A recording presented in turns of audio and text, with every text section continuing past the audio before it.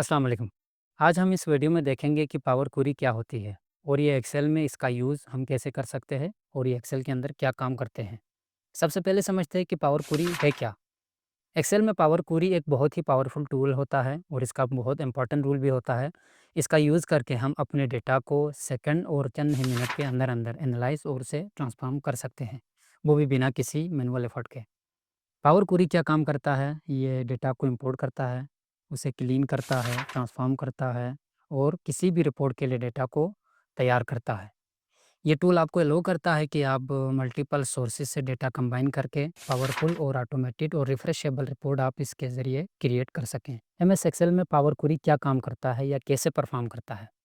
MS Excel में power query get and transform के नाम से भी जाना जाता है। स्पेशली आप देखें तो एमएस एक्सेल के 2016 के बाद के जितने भी वर्जन हैं, उनमें ये गेट एंड ट्रांसफॉर्म के नाम से जाना जाता है। ये एक फ्लेक्सिबल और डायनामिक मेथड है जो डेटा के साथ काम करना बहुत ही आसान बनाता है।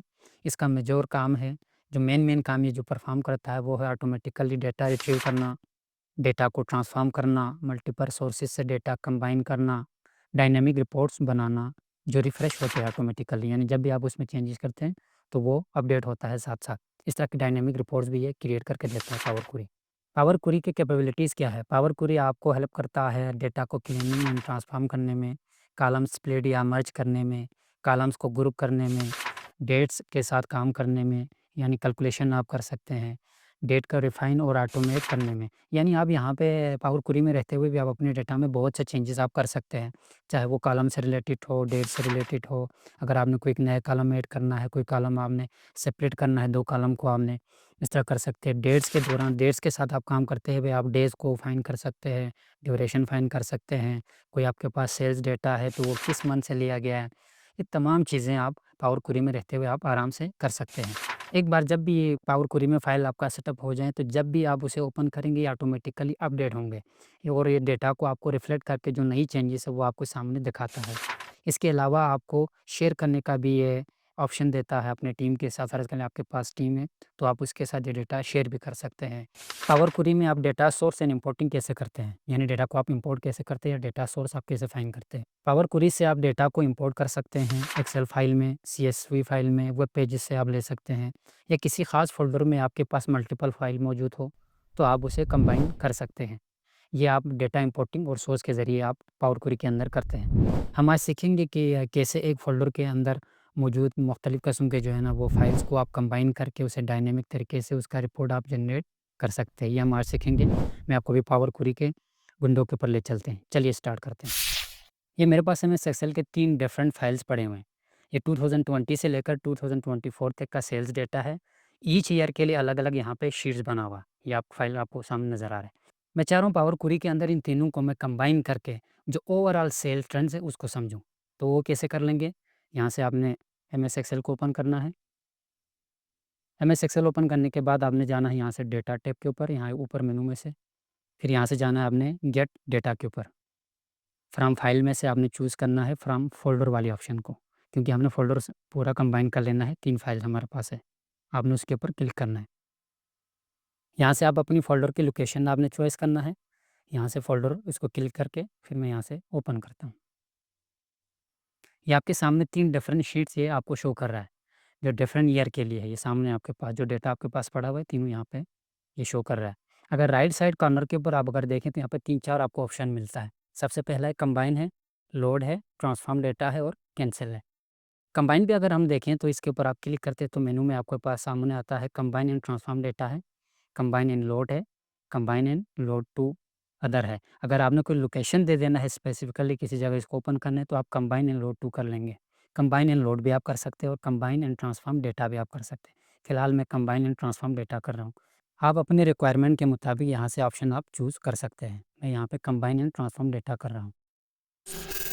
ये देखें, जो ही मैंने कंबाइन एंड ट्रांसफॉर्म डेटा किया इसने यहाँ पे एक नया मेरे पास विंडो खोल दिया। सैंपल फाइल में अगर आप देखें तो यहाँ पे फर्स्ट फाइल के नाम से कोई फाइल आ रहा है, आप इसके ऊपर जब क्लिक करते हैं तो ड्रॉप डाउन के अंदर आपके पास वो तीनों फाइल है जो आपने अभी अटैच किया इसके साथ, आपने गेट डेटा से आपने उठाया है। ये जो फर्स्ट फाइल है 2022, ये इसने एक अपनी तरफ से जनरेट किया है। ये जो फर्स्ट फाइल होंगे ये इसी को ही मेन फाइल समझकर आगे परफॉर्म कर लेगा आपको पावर क्वेरी, जब भी आप डेटा आप इसके साथ कनेक्ट करता है। मैं इसी के ऊपर रखकर यहाँ नीचे आता हूँ, 2022 के ऊपर क्लिक करता हूँ, तो यहाँ राइट साइड के ऊपर प्रीव्यू इसका शो हो रहा है डेटा का। ये देखें आप, बस यहाँ पे ओके करके फिर मैंने यहाँ से ओके कर देना है। जो ही आप फाइल के ऊपर ओके कर लेते हैं, उसके बाद ये नई विंडो आपके सामने ओपन हो चुकी है। ये पावर क्वेरी का एडिटर विंडो है, ये उनका मेन पेज है पावर क्वेरी का। यहाँ सबसे ऊपर आप देख सकते हैं इसका पूरा मेनू है, यहाँ पे होम टैब है, ट्रांसफॉर्म है, ऐड है और व्यू है। ये 4-5 आपको यहाँ पे मेनू मिल रहा है। लेफ्ट साइड के ऊपर अगर आप देखें तो यहाँ पे ये जो एरिया है, ये है आपके क्वेरी का एरिया है। जो भी क्वेरीज आप यहाँ पे ओपन करते हैं, ये सामने आपको ये शो कर रहे हैं, उनके लोकेशन, उनके नाम के साथ। राइट साइड के ऊपर अगर आप देखें तो पावर क्वेरी का आपको सेटिंग मिलता है, जिसमें प्रॉपर्टीज़ है और प्रॉपर्टीज़ है। उसके नीचे जब आप आते हैं, ये जो वर्टिकल बॉक्स जो आपको राइट साइड के ऊपर नज़र आ रहा है, इसमें आपको अप्लाइड स्टेप्स नज़र आ रहे हैं। मतलब जो भी चेंजेस आप इस फाइल के अंदर आप यहाँ पे कर लेंगे, स्टेप बाय स्टेप वो यहाँ इस वर्टिकल बॉक्स में ऐड करता हुआ जाएँगे, ऑप्शन के तौर पर आपको यहाँ नज़र आएँगे। यहाँ से आप उसको क्रॉस करके उसको स्टेप बैक भी कर अनडू भी कर सकते हैं। यानी कोई भी चेंजेस आप यहाँ पे करते हैं, अगर आप उनसे अनडू करना है तो यहाँ से आप जस्ट ये जो साइड के ऊपर आपको क्रॉस नज़र आ रहा है, ये आपको क्लिक कर लेंगे आप, तो वो क्रॉस हो जाएँगे। अभी हम देखते हैं कुछ स्टेप परफ़ॉर्म करके, तो आपको नज़र समझ आ जाएँगे। ये हमारे पास डेटा है जी, पूरा जो सेल्स डेटा है, ये आपको नज़र आ रहा है। सबसे पहले हमारे पास फर्स्ट कॉलम है सोर्स के नाम से। सोर्स के नाम से आप देखें, यहाँ पे ऑर्डर डेटा लिखा हुआ है, आगे 22 लिखा हुआ है, ईयर भी लिखा हुआ है ऑर्डर डेटा के साथ। तो मैं चाहूँगा यहाँ पे ईयर अलग हो और जो अल्फ़ाबेट्स में जो इसका नाम लिखा हुआ है ऑर्डर डेटा, ये अलग हो। यानी इस कॉलम को मैं 2 हिस्सों में सेपरेट कर लूँगा। वो कैसे करते हैं? कॉलम को आपने इस तरह सेलेक्ट करना है, इसी नेम के साथ नेम टैब के ऊपर राइट क्लिक करके आपने ओपन करना है। यहाँ नीचे आप आ जाएँगे, सेपरेट कॉलम आएँगे, देखें। सेपरेट कॉलम के मेनू में आप जब माउस लेकर आते हैं तो यहाँ पे आपको डिफरेंट ऑप्शंस मिलता है। By delimiter, by number of characters, by position, जितने भी आपके पास ऑप्शन है। यहाँ हमारे पास डिलिमीटर यूज़ हुआ है, तो मैं क्या कर लूँगा, बाय डिलिमीटर के थ्रू इसको सेपरेट करने की कोशिश करूँगा। बाय डिलिमीटर पे रखकर मैं क्लिक कर लूँगा। ये देखिए इसने खुद डिटेक्ट किया है यहाँ पे डिलिमीटर कौन-सा यूज़ हुआ है, अंडरस्कोर यूज़ हुआ है ये यहाँ पर, और वाक़ई में हुआ है। मैं यहाँ पे जस्ट और कुछ नहीं करूँगा, रखकर ओके कर दूँगा। ये, इसने क्या किया, ऑर्डर को अलग किया है, डेटा को भी अलग किया है और यहाँ ईयर को और उसके आईडी को, न्यूमेरिक वैल्यू में ये दोनों था, इसने इसको एक कॉलम बना, यानी इसने इसको 3 कॉलम में शिफ्ट कर दिया है। ये देखें, यहाँ पे 3 कॉलम में, ठीक हो गया जी। अब मैं चाहता हूँ कि मुझे 3 कॉलम में ये जो ऑर्डर डेटा है, ऑर्डर और डेटा ये दोनों एक कॉलम में, बाकी सिर्फ़ ये ऑर्डर आईडी अलग हुआ है, इसको सेम में रहने दूँगा। तो मुझे दोबारा यहाँ पे मर्ज करना होगा फिर ये 2 कॉलम। तो देखते हैं कि अभी हमने सेपरेट किया था, अब हम देखते हैं कि कॉलम को यहाँ पावर क्वेरी के अंदर आप मर्ज कैसे करते हैं। फर्स्ट कॉलम को आपने सेलेक्ट किया, कंट्रोल की प्रेस के साथ आपने दूसरे कॉलम को भी आपने सेलेक्ट करना है। ठीक हो गया जी, ऐड कॉलम में आपने जाना है, यहाँ से आपने मर्ज कॉलम के ऊपर ऑप्शन के ऊपर क्लिक कर देना है। ठीक हो गया? यहाँ से वो आपको सेपरेटर दे रहे हैं कि आपने किस तरीके से, मतलब इन 2 वर्ड्स को जो है ना आपको सेपरेट किस तरह करना चाहते हैं। अगर आप स्पेस चाहते हैं, स्पेस रख लें, या कुछ और चाहते हैं, देखिए आपके पास ऑप्शन है।